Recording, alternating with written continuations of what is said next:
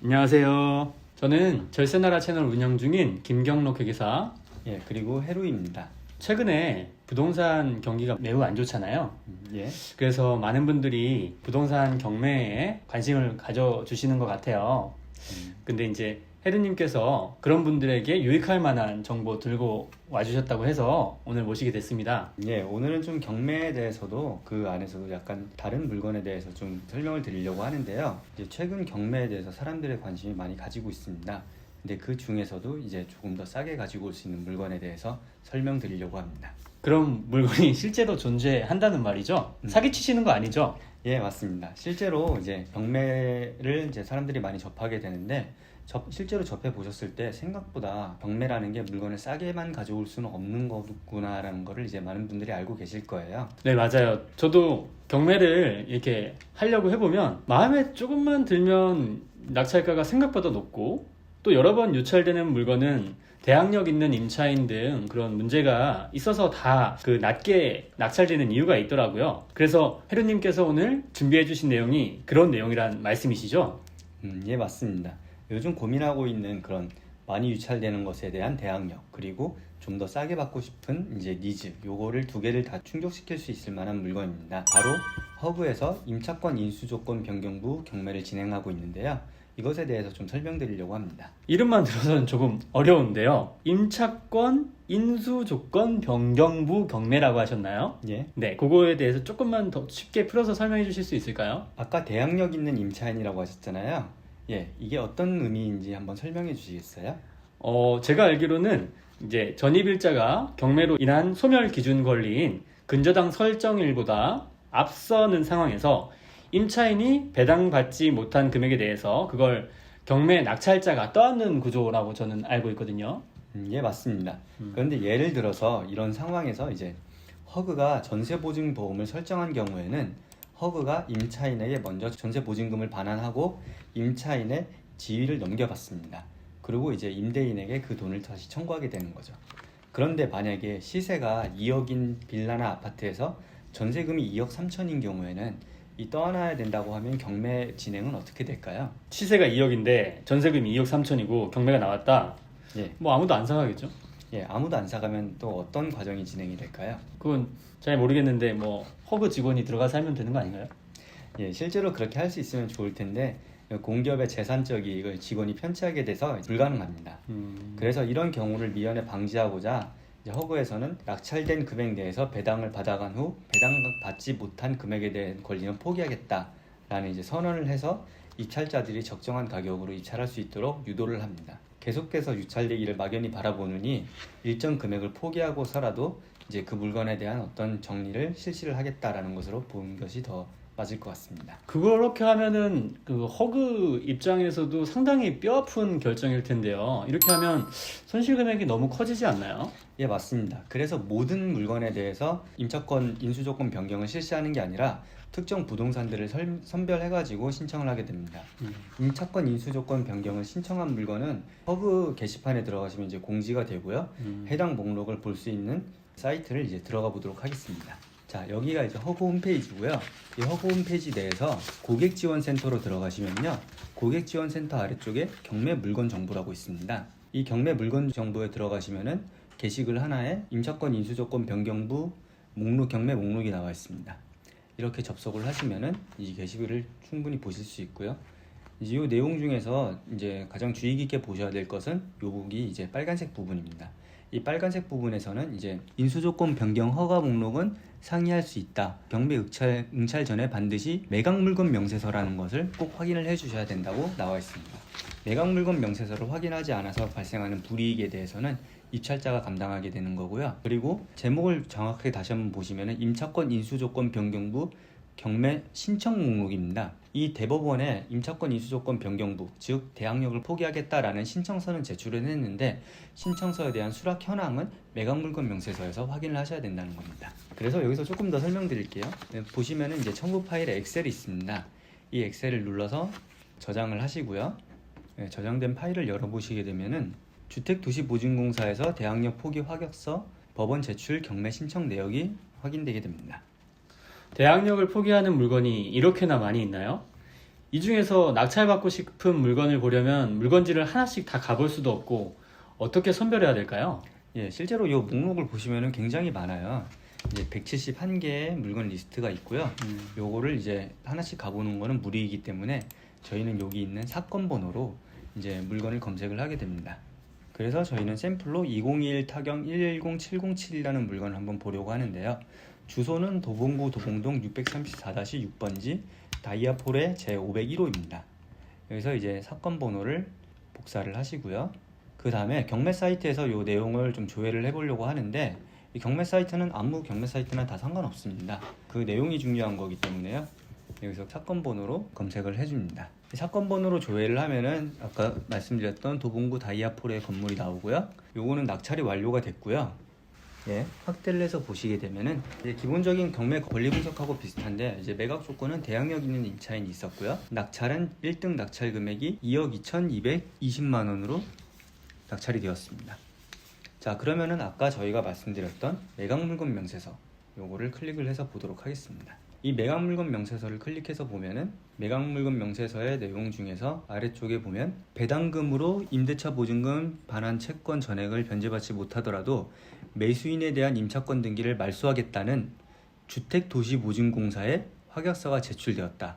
그러나 매각 가격이 최초 감정가 대비 70% 이상인 경우에만 대항력을 포기하겠다라는 게 이제 기재가 되어 있습니다. 이 얘기는 뭐냐면은 기존에 있던 감정평가 금액에서 70% 이상으로 낙찰을 받아야 대항력이 포기가 된다는 얘기겠죠. 그리고 매각물건 명세서에 이게 기재되어 있는 순간부터 법원에서도 이 임대차 보증 반환 채권에 대한 권리를 포기하겠다는 이제 확약이 되어 있는 겁니다. 그래서 저희가 아까 그 홈페이지에서 보셨던 빨간 글씨 내에서도 이 매각물건 명세서를 꼭 확인해 주셔야 된다는 겁니다. 자, 그럼 다시 물건으로 다시 돌아와서요. 낙찰 금액은 이제 낙찰은 이제 74%의 낙찰이 되었어요. 74%의 낙찰되었다는 거는 요거는 이제 그 허그에서 대항력을 포기를 하겠다라는 조건에 부합하게 된 걸로 볼 수가 있고요. 기존에 이제 3억으로 해가지고 나왔었던 물건이 낙찰이 2억 2,220만 원입니다. 그리고 아까 저희가 간단하게 설명드렸던 것처럼 밑에 임대차 계약의 보증금을 보면은 2억 3,500만 원이에요. 실제로는 이 빌라의 가치가 2억 3,500만 원보다 낮은 상황이었겠죠. 그런데 이제 계속 유찰돼 가지고 4천만 원까지 떨어졌다가 대항력 포기를 위해서 서류를 다시 제출하고 그 다음에 유찰이 된 다음에 2억 2,200에 낙찰이 되게 된 것입니다. 허그에서도 이거를 포기하지 않는다고 하면 요건 이제 무한히 유찰되는 거기 때문에 이러한 결정을 내렸고 이러한 결정을 내린 거를 알고 있는 사람들이 입찰을 하게 되는데 실제 보시면 이제 입찰 인원이 2명밖에 안 되죠. 그렇기 때문에 이런 경우에는 입찰에 대한 경쟁률이 굉장히 낮아서 이제 시세보다 조금 더 저렴하게 물건을 가지고 올 수 있게 되는 겁니다. 화면 밑에 보시면 임차인 현황에 김학분 씨가 대항력이 아직도 있다고 나오는데 이거는 괜찮은 걸까요? 이거는 그러니까 임차권에 대해서 따로 설명을 드려야 되는데요. 네. 그 전세 만기가 되고 나면은 임차인들은 전세금을 돌려받지 못했을 때 임차권이라는 거를 설정을 할 수 있게 됩니다. 그렇죠. 이 임차권은 이제 등기부등본에 기재되는 권리고요. 왜 임차권을 설정하느냐 하면은 이 김학분이라는 분은 어떤 사정으로 인해서 전입을 빼야 되는 경우가 발생할 수가 있어요. 기존의 세입자들은 이제 전입 신고와 그 확정일자를 받음으로써 자신의 권리를 보전을 하는데 전입 신고를 빼야 되는 경우에는 이렇게 거기에 동등한 임차권을 다시 설정을 하셔가지고 그 권리를 지킵니다. 그리고 임차권이 설정된 상태에서 그 임차권에 대한 권리를 주택도시보증공사에서 이제 인계를 받게 되는 겁니다. 그래서 보시면은 김학분님의 전입과 확정일자와 주택도시보증공사의 전입과 확정일자는 같은 날짜로 되어 있습니다. 이 권리를 승계를 받은 거죠. 예, 그렇기 때문에 김학분님의 권리가 다 주택도시보증공사로 이전되었다라고 판단을 해주셔도 됩니다. 등기부 현황에도 보시면은요, 여기 보시면은 김학분님의 임차권 설정만 이렇게 표시가 되고요. 강제 경매를 이제 주택도시보증공사에서 실시한 내용이 이렇게 나오게 됩니다. 그렇군요. 그러면은 혹시라도 아까 말씀하신 최초 감정가 대비 70%가 아니라 69%로 입찰을 했다고 하면 69%에다가 2억 3,500까지 전부 떠안게 되는 상황이 벌어질 수도 있는 거네요. 예, 맞습니다. 실제로 74%일 때 2억 2,200만 원이었는데요. 네. 만약에 예를 들어서 60%대로 떨어진다고 하면은 2억대에 아마 낙찰을 받으시겠죠. 네. 만약에 2억에 낙찰을 받았다고 하시면은 2억은 임차인이 배당을 받아갑니다. 근데 2억을 배당 받아가고 이제 모자란 금액, 그 모자란 금액에 대해서는 낙찰자에게 그거를 이제 신청을 할 수가 있게 되는 겁니다. 그래서 저희는 2억에 만약에 낙찰받았다고 하면은 3,500만 원을 더 제공을 해야 되는, 그래야지 온전히 내 물건이 되는 상황이 오게 됩니다. 2억에 낙찰받았다고 했을 때 2억 플러스 2억 3,500만 원을 부담해야 되는 상황이 아닌가요? 아닙니다. 왜냐하면은 네. 이 배당마다 조금씩 다르긴 한데요. 네. 여기 보시면은 이제 배당 요구 종기가 22년 3월 10일로 돼 있어요. 네. 그리고 김학부님도 20년 7월 22일에 배당 요구를 했고요. 네. 그리고 주택도시보증공사도 22년 3월 10일, 그러니까 배당 요구 종기일 내에 둘 다 배당 신청을 했어요. 네. 이런 경우에는 요 밑에 보시면은 배당 이제 예상 배당 순서도 나오는데요. 네. 이 예상 배당 순서에 주거 임차인이 이렇게 들어가 있죠. 네. 이 주거 임차인의 배당 금액이 이렇게 표시가 되게 됩니다. 그러니까 배당 신청을 하고 배당받지 못한 금액이 낙찰자에게 승계가 되는 거예요. 69%라고 해서 전세 자금이 전부 낙찰자가 인수하는 금액이 아니고 모자란 금액만 인수하면 되는 거군요. 그러면은 맞습니다. 어떻게 보면은 70% 이하로 낙찰된다고라고 했을 때 최소한 보증금 금액이 취득가액이 된다고 보면 될까요? 예, 보증금 금액이 취득가액이 된다고 보시면 됩니다. 거기에 연체이자까지 더해지는 거라고 보면 되겠네요. 주택도시보증공사에서 청구한. 사실 실제로는 네. 이 경매 진행 비용이 따로 빠져 있어요. 경매 진행 비용은 최우선 배당 그렇죠. 항목이기 때문에 네. 이것까지 이제 낙찰자가 낸 걸로 봐야 되는 상황이긴 한데요. 왜냐하면은 여기서 경매 비용을 배당받아서 가는 만큼 주택도시보증공사에서 받아가는 돈이 빠지기 때문에 그 모자란 부분은 이제 낙찰자가 다시 메워줘야 되는 상황이 됩니다. 실제로 지금 도봉구에 있는 아파트를 살펴봤는데 저희가 서울에서 아파트 경매 낙찰가율이 아무리 불경기라고 하더라도 사실 80% 이하로 떨어지긴 쉽지 않잖아요. 예, 호황기에는 사실 95% 이상으로 거의 대부분 보고요. 근데 해당 건 같은 경우에는 아까 보시면 낙찰자 같은 경우에 2억 2,200만 원, 그리고 2순위 권자 같은 경우에 2억 1,100만 원이었죠. 예, 맞습니다. 2순위 권자분이 정말 선수신 것 같아요. 그죠? 예, 실은 이제 171개 물건이 있다고 할 때 네. 뭔가 내가 좀 전략적으로 한다고 하면은 그 대항력을 인수하지 않는 범위 내에서 낮은 가격으로 여러 개를 써봐도 돼요. 그게 실제 시세보다 낮은 금액이라고 한다면은 솔직히 손실은 그렇게 없는 상황이 올 것이라고 생각됩니다. 너무 좋은 거를 이렇게 예. 많이 알려주시면 여기 저도 낙찰하고 싶은데 경쟁자가 너무 많이 늘어나는 거 아닐까요? 예, 맞습니다. 근데 항상 투자 같은 경우에는 자기의 상황과 좀 그 고민을 많이 하셔야 되는데요. 실제로 이런 그 대항력 포기 확약서 제출 물건에 대해서는 좀 찬찬히 살펴보시면은 거의 다 빌라가 많이 있어요.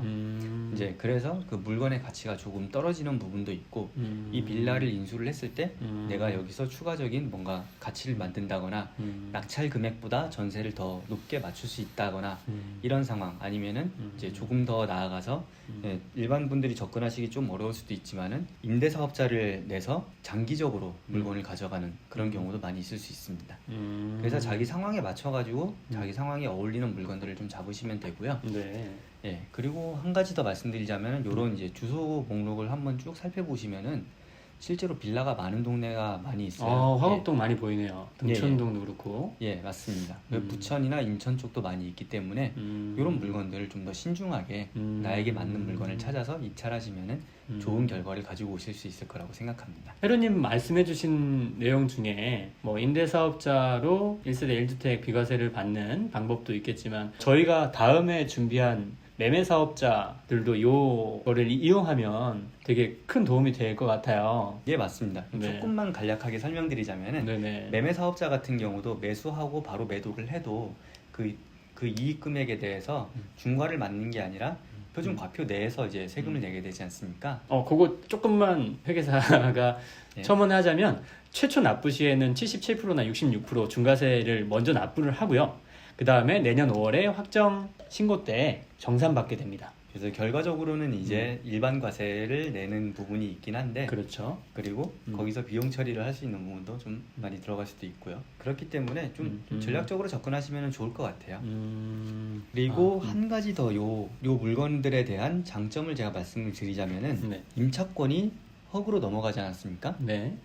임차권이 허구로 넘어갔다는 거는 전입이 빠졌다는 얘기고요. 그렇죠. 네, 전입이 빠졌다는 얘기는 점유를 하지 않고 있다는 얘기입니다. 그래서 경매 물건을 낙찰을 받으실 때 많은 분들이 고민하시는 부분, 명도에 대한 문제가 이미 해결이 돼 있는 물건들이죠.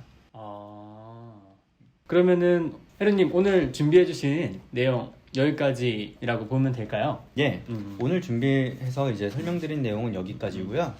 이제 이런 물건들을 한번 잘 찾아보셔서 내 컨디션에 맞는 아니면은 처음 시작을 이제 뭐 내 집 마련을 빌라로 하시겠다라는 분들에게도 좀 낮은 가격으로 낙찰을 받으신다고 하면은 충분히 메리트 있는 물건들이 아닐까 싶어요. 그리고 아까 말씀드렸듯이 이제 임대 사업자를 내서 한다고 할 때 이제 장기 임대 사업자 같은 경우는 보통 한 10년 정도를 가지고 가셔야 하거든요. 그럴 때 요 주소지들의 물건을 좀 하나씩 꼼꼼하게 확인을 하셔서 노후도가 오래된 지역에 있다고 하면은 재개발의 가능성까지 같이 좀 노려보실 수 있습니다. 그럴 수도 있겠네요. 여러 방면으로 활용이 가능한 오늘 정보인 것 같아요. 다시 한번 이름을 허그의 임차권 인수조건 변경부 경매, 이름은 좀 어렵지만 아주 유익한 정보를 혜루님이 가져와 주신 것 같아서 너무 감사하고요. 그러면 저희는 오늘 여기까지 준비된 내용 마무리하도록 하겠습니다. 다음 시간에 또 찾아뵙겠습니다. 감사합니다.